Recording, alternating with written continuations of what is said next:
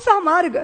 क्या हिंदू जाति जिसने नक्षत्रों को संज्ञा दी, वो हिंदू जाति जिसने सागर की छाती पर पत्थरों को तैराया, इतना गौरव रखने वाली हिंदू जाति, उसका स्वाभिमान धुआं बनकर उड़ेगा? ये वेदना में से राष्ट्रीय स्वयंसेवक संघ का जन्म हुआ। प्रचारकों ने अनवरत अपने जीवन को आहूत किया।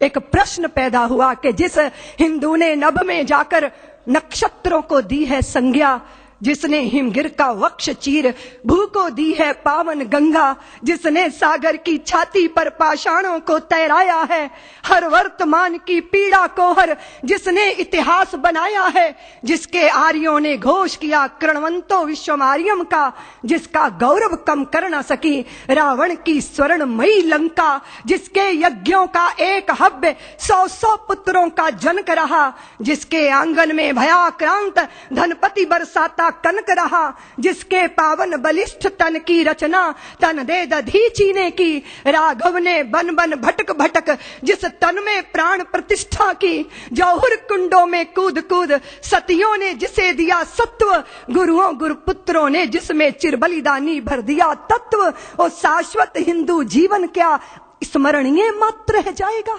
इसकी पावन गंगा का जल क्या नालों में बह जाएगा? इसके गंगाधर शिव शंकर क्या ले समाधि सो जाएंगे? इसके पुष्कर इसके प्रयाग क्या गर्त मात्र हो जाएंगे? यदि तुम ऐसा नहीं चाहते तो फिर तुमको जगना होगा, हिंदू राष्ट्र का बिगुल बजाकर दानव दल को दलना होगा। इस वेदना में से, इस पीड़ा में से, मां भारती के लुटते स्वाभिमान और बिखरती अस्मिता की वेदना में से राष्ट्रीय स्वयंसेवक संघ का प्रादुर्भाव हुआ। फिर एक एक दीपक जले, तिल तिल करके अपने आप को मां भारती के चरणों में आहूत करते रहे। फिर एक एक माता निकली जिन्होंने अपने हृदय के टुकड़े, अपने शरीर के हिस्सों को मां भारती के चरणों में अर्पित कर दिया। फिर विद्यावती की वह परंपरा जीवंत हुई जहां भगत सिंहों को जन्म देने वाले, और फिर उसके बाद भगत सिंहों को फांसी के फंदों पर झूलते देखकर आंखों से आंसू बरसाने वाली माताओं की आंखों के आंसू देखकर लोगों ने संदेह व्यक्त किया। विद्यावती को यही तो कहा था कि आप अपने बेटे की, पुत्र की शहीदी पे रोती हो, इतनी कमजोर मां हो।